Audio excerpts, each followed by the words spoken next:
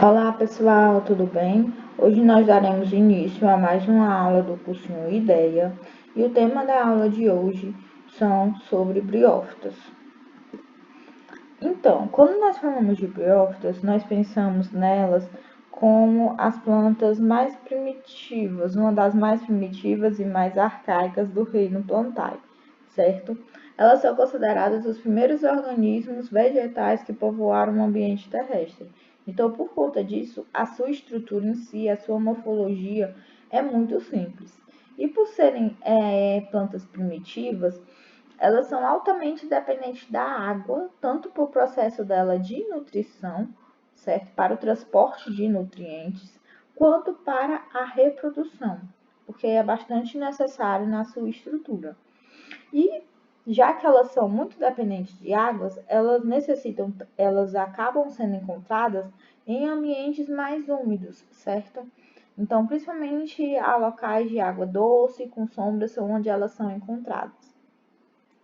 Para a gente entender melhor um pouquinho como elas funcionam, nós precisamos compreender a sua morfologia.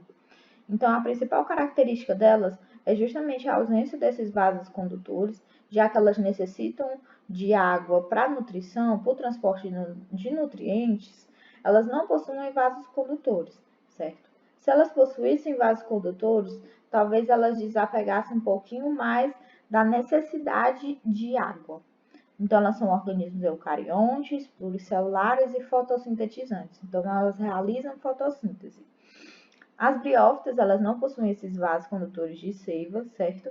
Por isso, elas são conhecidas como plantas avasculares, porque não possuem vasos. E aí, a nutrição delas ocorre por difusão, através das células. Então, devido ao transporte de água dessa planta e desses nutrientes, ocorre de forma mais lenta, certo? E o tamanho desses indivíduos acaba sendo comprometido. Então, como não tem vasos condutores e o transporte de água e de nutrientes é mais lento, elas são plantas de pequeno porte, certo? Então, são plantas um pouco mais pequenas. Elas são geralmente dioicas, certo? E quando a gente fala de plantas dioicas, é que há plantas masculinas e as plantas femininas, então isso é separado. E essa reprodução delas, como eu já falei, é também dependente de água. A gente parando para pensar um pouquinho mais na sua morfologia, elas não têm caules, raízes, folhas verdadeiras, certo? São como se fossem pré-estruturas para isso.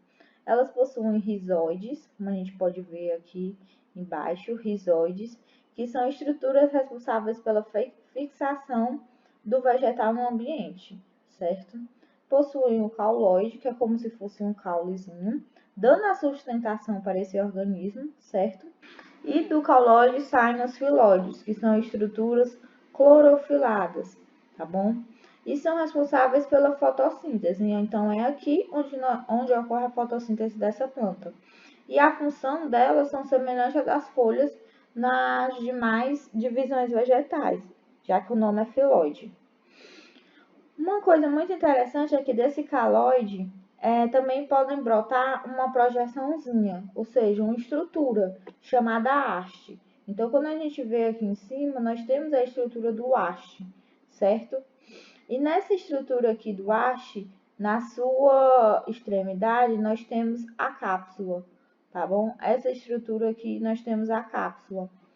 E é nessa estrutura da cápsula onde são formados os esporos, que é como se fossem os nossos pré-gametas, certo? Que estão relacionados à reprodução desse vegetal. E essa regiãozinha de haste, de cápsula, onde tem os esporos, essa região ela é chamada de esporófito, já que nós temos aqui a produção de esporos, enquanto na região de baixo, né, nós temos, é mais conhecida como gametófito, certo? Então, onde tem a produção de esporos? Na região da planta chamada de esporófito. E agora nós vamos partir para a reprodução. Bom, a reprodução dessas plantas pode ser tanto assexuada quanto sexuada. E a gente vai ver os dois tipos hoje. Então, a reprodução assexuada É uma reprodução que não tem variabilidade genética, em que a célula filha, a planta filha, ela tem a mesma carga da planta mãe, certo? Um dos tipos da reprodução assexuada é por fragmentação, certo? Em que, através das partes desses indivíduos, quando são separados, são formados novos indivíduos. Então, tem aqui um exemplo dessa planta, certo? Dessa briófita. E aí, se eu cortar, por exemplo, um pedacinho dessa planta e eu plantar ela em outro local, a gente vai ter, né, uma reprodução, o nascimento de uma nova planta, certo? E outras espécies também podem se reproduzir através de estruturas especializadas, diferenciadas, que são os conceptáculos. Vocês estão vendo aqui em cima dessa planta pequenos brotinhos, certo? E essas estruturas aqui, esses pequenos brotinhos, são chamados de conceptáculos, em que pode ocorrer a reprodução através dessas estruturas. Porque essas estruturas elas acabam sendo carregadas pela água, elas podem se fixar ao meio e aí vão formar novos indivíduos, certo? Então é um tipo de reprodução por fragmentação, um tipo de reprodução assexuada.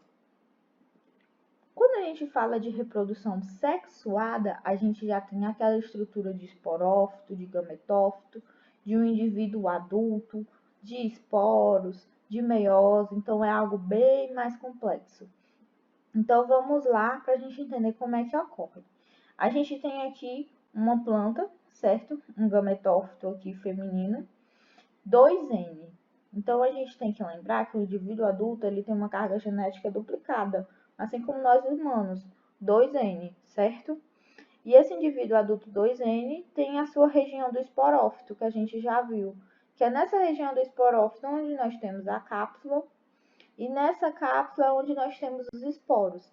Só que os esporos, diferentemente da planta, tem uma carga genética N, enquanto a planta tem uma carga genética 2N.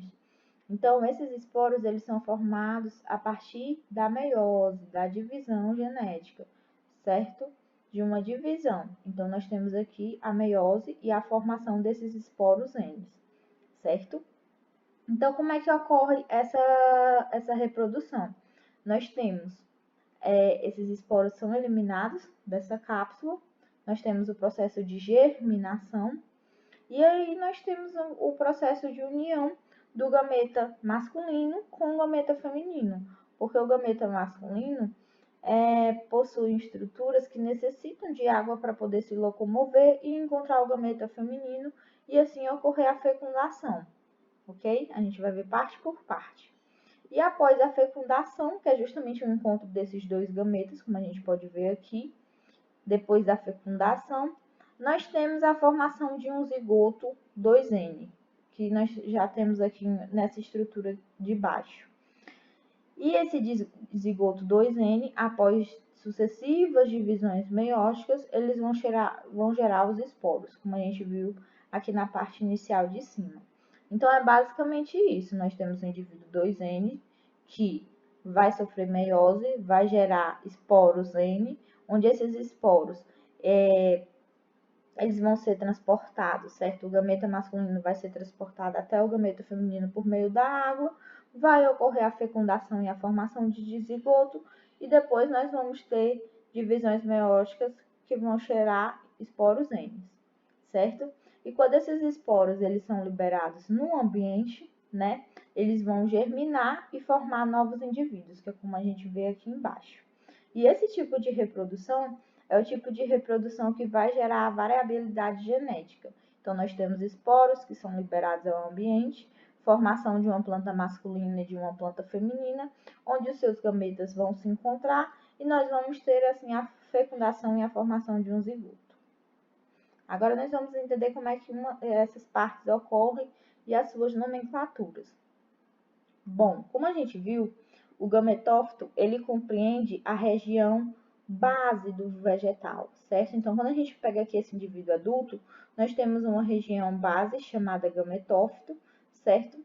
Que é composta justamente pelo cauloide, como a gente viu, e pelo filóide, que é essa parte verde. Então, quando a gente pensa em gametófito, é uma parte da planta que ela é haploide, certo? ela é uma parte haploide, como a gente pode ver aqui, e ela é chamada de uma parte permanente do vegetal, certo? Então, fixem isso na cabeça de vocês. Ela é uma parte haploide e permanente do vegetal, ok? Ela é uma parte haploide e permanente porque ela é um indivíduo N, certo? Ela é um indivíduo N. Nós não temos aqui a formação de esporos. Então, quando a gente vai aqui para cima, nós já temos a formação de esporos, que é justamente a estrutura reprodutora dessa planta. Então, agora nós vamos entender um pouquinho sobre a estrutura reprodutiva, certo? Bom, nós temos a estrutura reprodutiva masculina, que ela está bem aqui, que ela é chamada de anterídeo. Então, essa estrutura aqui masculina, ela é chamada de anterídeo. E a N, certo? É uma estrutura N.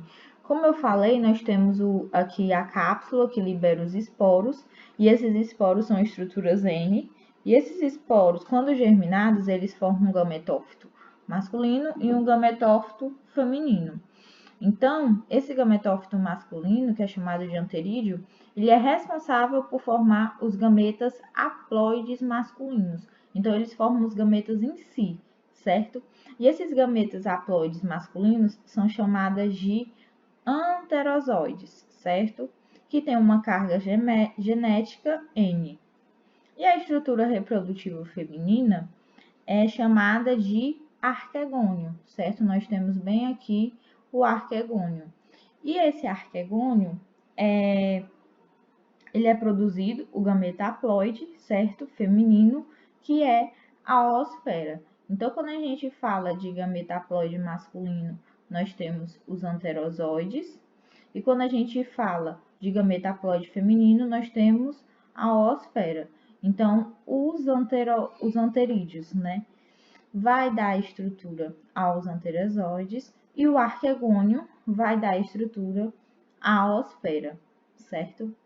Então, gametas masculinos, anterozoides, bem aqui, e os gametas femininos nós temos a oosfera. Tudo isso são estruturas haploides, ou seja, estruturas N. Então, como é que ocorre a fecundação em si? Quando nós temos água no meio, então nós temos a presença de água, os anterozoides, que são as estruturas masculinas, certo? Os gametas masculinos. Esses anterozoides, eles vão nadar, porque eles são flagelados, certo? Então, eles conseguem se locomover na água. Então, nós temos aqui a setinha. Os anterozoides, eles vão nadar até a estrutura feminina, ou seja, o gametófito feminino. Quando a gente dá um zoom, a gente consegue ver aqui o que ocorre. Nós temos os anterozoides, N, gameta masculinos, que vão nadar até o arquegônio, que é o gametângio feminino, indo de encontro à oosfera, que é o gameta feminino, certo? Então, eles vão adentrar aqui no arquegônio até achar a oosfera.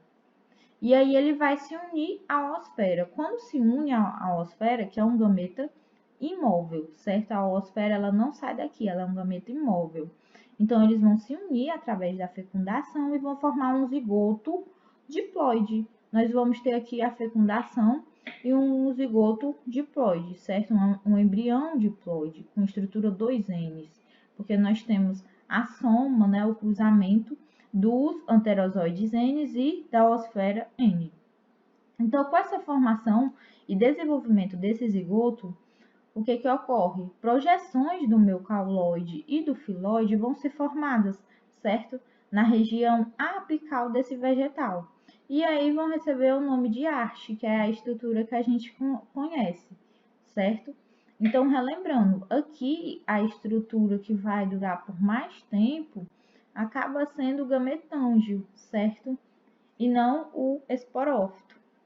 O gametófito e não o esporófito, como a gente vai ver nas outras classes de plantas. Então, o zigoto, ele vai permanecer em desenvolvimento dentro da extremidade dessa haste, então ele vai permanecer crescendo, e aí ela vai ser chamada de cápsula ou esporângio, que é a estrutura que a gente conhece. Então, essa estrutura aqui, ela é a que nós conhecemos, que foi da reprodução, da fecundação, certo? E aí, dentro desses esporângios, vão ocorrer divisões meióticas que vão formar os esporos como a gente conhece, e vai reiniciar o ciclo, tá bom? E esses esporos, quando é que eles são liberados? Eles são liberados quando eles estão maduros e através dessa abertura na cápsula, certo? E aí eles vão se fixar no ambiente e vão gerar um novo indivíduo. Também haploide, que é como a gente conhece os gametófitos. Então, a fase maior do meu ciclo de reprodução dessas plantas são justamente os gametófitos.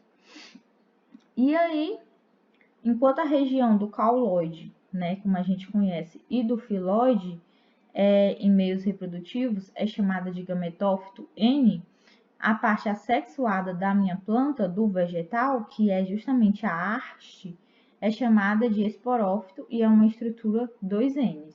Lembrando que é a parte sexuada, certo? Então, a gente recapitulando o que são as estruturas e como ocorrem. E nós temos a classificação dessas plantas. Essas plantas, nós temos os ontoceiros, certos? Que são cerca de 100 espécies. E elas apresentam um únicozinho cloroplasto grande, com uma estrutura denominada pirenoide, sendo o centro de formação do amido, tá bom? E o formato desse gametófito, ele é frequentemente em forma de roseta. Então, quando a gente olha aqui para a imagem, parecem umas rosinhas. Então, esses gametófitos têm essas estruturas de rosa, enquanto os esporófitos são essas daqui um pouco maiores, parecendo uma haste, certo? Uma estrutura ereta e alongada. E aí ela é formada por um pé e uma cápsulazinha longa e cilíndrica, que vai corresponder aos esporôngios que a gente conhece. Nós temos os conhecidos como os musgos, que é muito presente em ambientes aquáticos e úmidos, certo? Nós temos as plantas hepáticas, que a gente pode ver que são umas das mais comuns, a gente encontra principalmente fixas a outras plantas ou em paredes. Elas apresentam vários cloroplastos por célula. Nós temos as hepáticas talosas, onde nós temos uma simples estruturazinha talosa achatada, e geralmente ela adere ao substrato. E nós temos as hepáticas folhosas, que apresentam um talozinho um pouco mais alongado e achatado, que é semelhante a um caule, certo? E qual é a importância dessas plantas? Bom, elas geralmente formam a base dos ecossistemas vegetais, por elas serem primitivas. Então, são muito encontradas em diversos biomas, principalmente como tundra e florestas tropicais, e são responsáveis por reduzir o risco de erosão no solo, além de servirem como reservatórios de água e de nutrientes, já que elas necessitam da água, né? Que a gente viu para reprodução e nutrição. Elas também servem de abrigo para a microfauna do ambiente e tem alguns estudos que mostram a capacidade de regenerativa dessas briófitas, que funcionam como verdadeiros viveiros. Como a gente viu, a reprodução assexuada dela é muito fácil, certo? E devido à sua alta capacidade de armazenar o carbono, elas estão relacionadas também com ciclos de carbono nas grandes florestas. Então era isso, pessoal. Muito obrigada pela atenção de vocês. Resolvam as questões e ótimos estudos. Até mais e até a próxima.